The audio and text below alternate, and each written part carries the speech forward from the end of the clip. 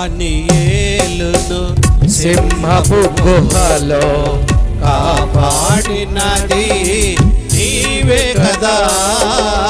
దానియేలును సింహపు గుహలో కాపాడినది నీవే కదా.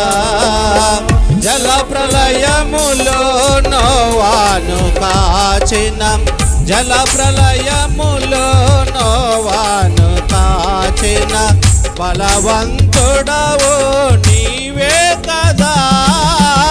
జల ప్రళయములో నోవాను కాచిన బలవంతుడవు నీవే కదా.